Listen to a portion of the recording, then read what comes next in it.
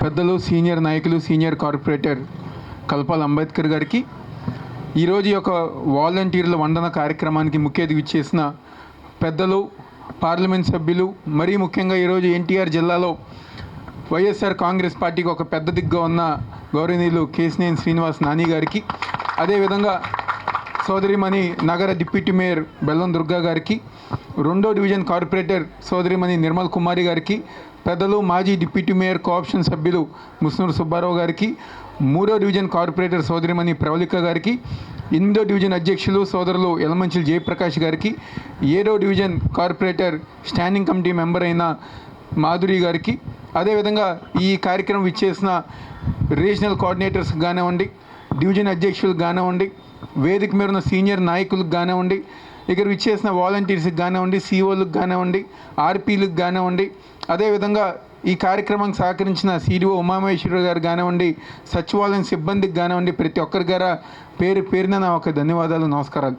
చాలా సంతోషం, ఎందుకంటే వేదిక మీద ఉన్న పెద్దలందరూ గారా వాలంటీర్లు ఒక గొప్పతనం, మరీ ముఖ్యంగా వాలంటీర్లు ఒక గొప్పతనం తెలిసేదంటే కొండ ప్రాంతంలోనే.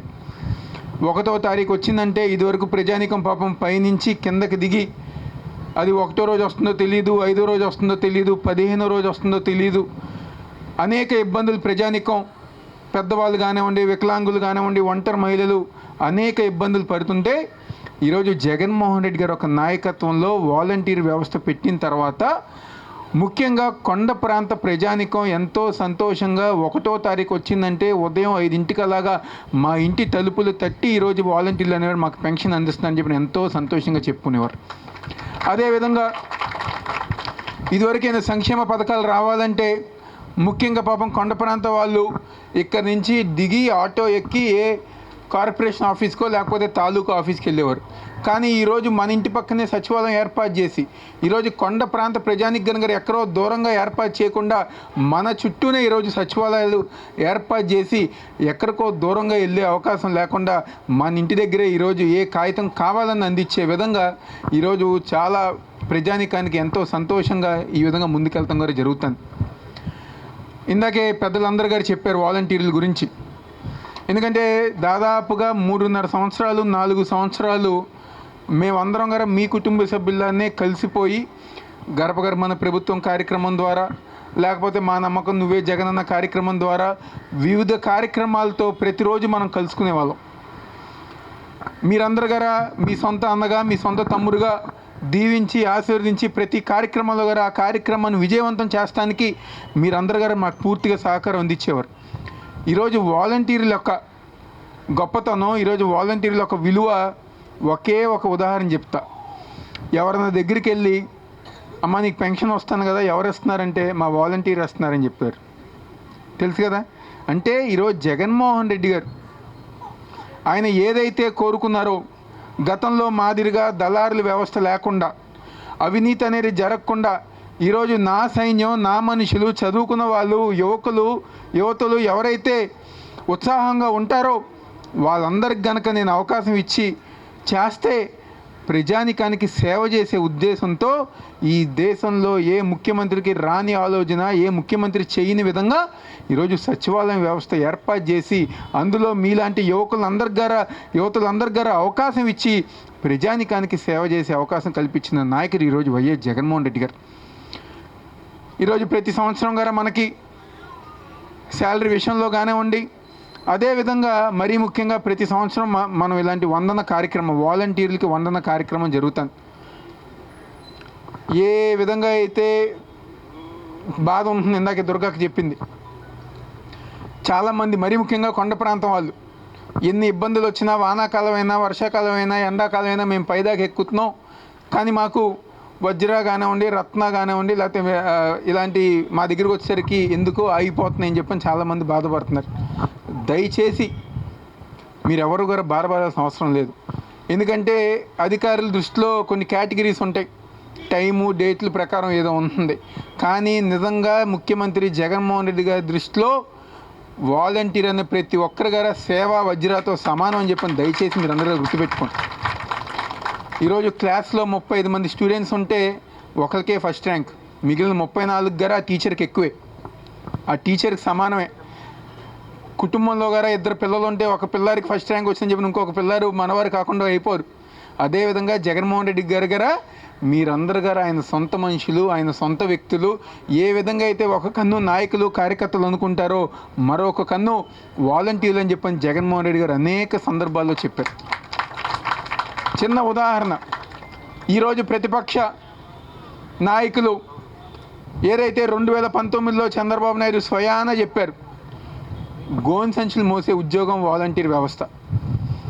ఒకవేళ ఇంట్లో మగాళ్ళు కనుక లేకపోతే ఆడవాళ్ళు మాత్రమే ఉంటే తలుపులు తట్టే వాళ్ళు ఆ వాలంటీర్ వ్యవస్థ. మొన్న ఈ మధ్య కొత్తగా కేసులు పెడతా అని చెప్పని బెదిరిస్తున్నారు. పవన్ కళ్యాణ్ గారు అయితే ఒక అడుగు ముందుకేసి అసలు ఈ రాష్ట్రంలో మహిళల అదృష్టం కారణమే వాలంటీర్ వ్యవస్థ అని చెప్పని హేళనగా ఈరోజు మన వాలంటీర్ వ్యవస్థని దిగజారిపోయిన ఆరోపణలు వాళ్ళిద్దరూ చేస్తే జగన్మోహన్ రెడ్డి గారు గుండె మీద చెయ్యేసుకుని వాలంటీర్ వ్యవస్థ అనేది నా సైన్యం, నా మనుషులని చెప్పిన ఏకైక నాయకుడు మన ముఖ్యమంత్రి వైఎస్ జగన్మోహన్ రెడ్డి గారు. ఈరోజు మీరందరూ గారు రాబోయే రోజుల్లో మనకున్న కుటుంబాలు కానివ్వండి, మనకున్న 50 కుటుంబాలు కానివ్వండి, 100 కుటుంబాలు కానివ్వండి, చెప్పాల్సిన అవసరం మనకు ఎంతైనా ఉంది. జగన్మోహన్ రెడ్డి గారు అని ఒక వ్యక్తి లేకపోతే అమ్మ ఒడి కానివ్వండి, పెన్షన్ ఇంటికే కానివ్వండి, రేషన్ కానివ్వండి, ఈరోజు వాహన మిత్ర, చేయూత, ఆసరా, ఇంటి స్థలాలు ఇలాంటి ఎన్నో పథకాలు రాకుండా పోతుంది. దాన్ని కాపాడాల్సిన బాధ్యత మీ అందరిపైన ఉంది. సచివాలయం వ్యవస్థ కానివ్వండి, వాలంటీర్ వ్యవస్థ కానివ్వండి, జగన్మోహన్ రెడ్డి గారు కనుక అనే వ్యక్తి లేకపోతే ఈరోజు మళ్ళీ అదే పాత జన్మభూమి కమిటీలు ఏర్పాటు చేసి కులాల పరంగా, పార్టీల పరంగానే సంక్షేమ పథకాలు ఇచ్చే అవకాశం మనం ఇవ్వకూడదని చెప్పి సందర్భంగా చెప్పుతున్నా. ఈరోజు మీరు కానివ్వండి, మేము కానివ్వండి, ప్రతి ఒక్కరం గారు ఒక కుటుంబ సభ్యులం. మన కోసం, ప్రజానికం కోసం, ఈరోజు కోట్లాది మంది ప్రజానికం కోసం ఇలాంటి మంచి వ్యవస్థ తీసుకొచ్చిన జగన్మోహన్ రెడ్డి గారికి మీరైనా, మేమైనా, వాలంటీర్లైనా, సచివాలయం సిబ్బంది అయినా ప్రతి ఒక్కరం గారు అండగా ఉండాల్సిన బాధ్యత మనందరిపైన ఉంది.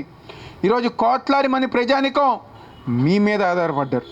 కోట్లాది మంది ప్రజానికం జగన్మోహన్ రెడ్డి గారు ఒక ప్రభుత్వం మీద ఆధారపడింది. అలాంటి వాళ్ళకి అండగా, ఆసరాగా ఉండాల్సిన బాధ్యత మనందరిపైన ఉందని చెప్పని దయచేసి రాబోయే 54 రోజులు ఏ సంక్షేమ పథకాలు అయితే ఈరోజు జగన్మోహన్ రెడ్డి గారు అందిస్తున్నారు, ఏ అభివృద్ధి కార్యక్రమాలు అయితే జగన్మోహన్ రెడ్డి గారు ఒక నాయకత్వంలో జరుగుతున్నాయో అవి ఇంకా చేసే విధంగా, ప్రజానికానికి ఇంకా అండగా ఉండే విధంగా మీరందరూ గారా రాబోయే 54 రోజులు మీ అన్నగా, మీ ఇంట్లో మంచుకున్న జగన్మోహన్ రెడ్డి గారికి మీరందరూ గారు అండగా ఉండాలని చెప్పి మనస్ఫూర్తిగా కోరుకుంటున్నా. ఎందుకంటే మళ్ళీ ఎన్నికలు వస్తున్నాయి కాబట్టి కరోనా సమయంలో, ఎందుకంటే మీ విలువ తెలిసింది ప్రజానికానికి ముఖ్యంగా కరోనా సమయంలోనే.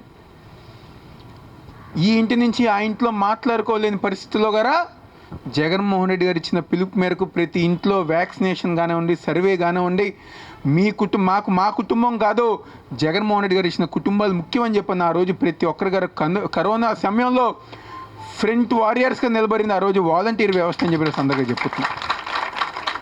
మీ సేవ ఆ రోజు ఎవరూ మర్చిపోలేరు, మీ ధైర్యం ఆ రోజు ఎవరూ మర్చిపోలేరు. కాబట్టి ఈరోజు ప్రజానికానికి ఒక నమ్మకం మీరంటే. ఒక మహిళ అన్నతో, మా ఇంట్లో నా కొడుకు, కూతురు, అల్లుడు, కోరలు ఎవరు నన్ను చూసుకోరు, కానీ మా వాలంటీర్ మాత్రం 1వ తారీఖు వచ్చి పెన్షన్ ఇచ్చి నువ్వు ఎలా ఉన్నావమ్మా, ఆరోగ్యంగా ఉన్నావు అని చెప్పని చూసుకుంటాను మా వాలంటీర్ అని చెప్పని ఆ మహిళ చెప్పు. ఇలాంటి గొప్ప వ్యవస్థ తీసుకొచ్చిన జగన్మోహన్ రెడ్డి గారికి ధన్యవాదాలు చెప్పింది. అలాంటి వ్యవస్థ, అలాంటి నాయకుడిని మనందరం గారు కాపాడుకోవాలి. లేకపోతే మళ్ళీ ఎన్నికల సమయం వచ్చింది, వస్తారు మళ్ళీ తెలుగుదేశం అని, జనసేన అని, వేరే వేరే పార్టీలని కులం పేరుతో, మతం పేరుతో, ప్రాంతం పేరుతో, వివిధ అబద్ధాల పేరుతో ఈరోజు ప్రజానికం దగ్గరికి వస్తారు. మనందరం గారు ప్రజానికం దగ్గర నుంచి వాళ్ళందరం గారు కాపాడాల్సిన బాధ్యత మనందరిపైన ఉంది. వివరించాలి ప్రజానికానికి. జగన్మోహన్ రెడ్డి గారు చేస్తున్న సంక్షేమ అభివృద్ధి కార్యక్రమాలు ప్రజానికానికి వివరించాలి. లేకపోతే వాళ్ళంతా గారు గ్రాఫిక్స్ రాజకీయం. గత 5 సంవత్సరాలు చంద్రబాబు నాయుడు గారి హయాంలో గ్రాఫిక్స్తో రాజకీయం అంతా గారు గడిపారు. పెద్ద పెద్ద బిల్డింగ్లు అన్నారు, పెద్ద పెద్ద బొమ్మలు అన్నారు, ఫ్లైఓవర్లు అన్నారు, కంపెనీలు అన్నారు. మనకు తెలియని, మన చూడని విధంగా సింగపూర్ అన్నారు, చైనా అన్నారు, దావోస్ అన్నారు, ఇటలీ అన్నారు, మలేషియా అన్నారు. ఆ విధంగా వాళ్ళు గ్రాఫిక్స్లో మనకు బొమ్మలు చూపించేశారు. ఈరోజు గారు మళ్ళీ ఇంకో కొత్త బొమ్మ తయారవుతాను. మరి మీరు అందరు గారు చూసారో చూడలేదో స్థానిక శాసనసభ్యుడి గారి సినిమా చూడలేదా?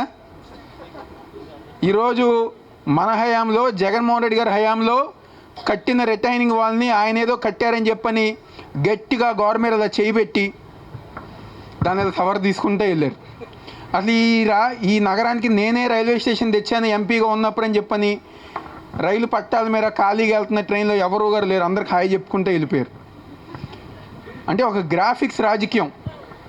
ఏదో హీరోగా వెనకమాల కేజీఎఫ్ బ్యాక్గ్రౌండ్ పెట్టుకుని సలార్ బ్యాక్గ్రౌండ్ పెట్టుకుని నేను లేకపోతే అసలు విజయవాడ లేదు, నేను వచ్చిన తర్వాతే రైల్వే స్టేషన్ ఎయిర్పోర్ట్ వచ్చిందని చెప్పని స్కూటర్ మీద సైకిల్ మీద ఒక రౌండ్లు వేసి మా వాళ్ళు కొంతమంది అన్నారు, ఎలా ఉందయా సినిమా ఎలా ఉందంటే మేమేదో కేజీఎఫ్ బ్యాక్గ్రౌండ్ అనుకుని చూసాము, చూస్తే సొంతం సినిమాలో ఎంఎస్ నారాయణ గారు ఎక్స్ప్రెషన్ ఇచ్చారని చెప్పని అందరూ అంటున్నారు. అంటే ఆ విధంగా జనాల్ని మభ్య పెడతానికి మళ్ళీ సినిమాలు వదులుతున్నారు, మాయ మాటలు చెప్పుతున్నారు. కానీ ఒక్క విషయం గుర్తుపెట్టుకోవాలి, ఈరోజు 2వ డివిజన్ నుంచి 22వ డివిజన్ దాకా 2వ డివిజన్ నుంచి 22వ డివిజన్ దాకా కొండ ప్రాంతమైనా కృష్ణంక కరకట్ట ప్రాంతమైనా రిటైనింగ్ వాల్ అయినా కాలనీ ప్రాంతంలో మనం రోడ్లు వేసినా ఏది చేసినా ఈరోజు జగన్మోహన్ రెడ్డి గారు ఒక నాయకత్వంలో చేసాం. గద్దె రామ్మోహన్ రావు గారు చూపించింది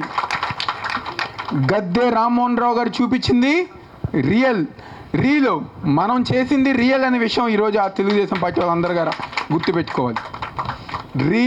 రియల్కి ఈరోజు ప్రజానికానికి ఒక అవగాహన వచ్చింది. బొమ్మలు చూపించానో సినిమాలు చూపిస్తేనో ఈరోజు ప్రజానికం నమ్మే పరిస్థితిలో లేదు. కాబట్టి దయచేసి మీరందరూ గారు గుర్తుపెట్టుకుని రాబోయే రోజుల్లో సంక్షేమ కార్యక్రమాలు చేస్తున్న జగన్మోహన్ రెడ్డి గారికి మీరందరూ గారు అండగా ఉండాలని చెప్పి మనస్ఫూర్తిగా కోరుకుంటూ ఈరోజు మీ బిడ్డగా మీ సొంత మనిషిగా ఏ విధంగా అయితే మీకు అందరికి అండగా ఉంటున్నామో దీవించండి, ఆశీర్వదించండి మీ అందరూ చెప్తూ సెలవు తీసుకుంటున్నా. జై హింద్, జై జగన్.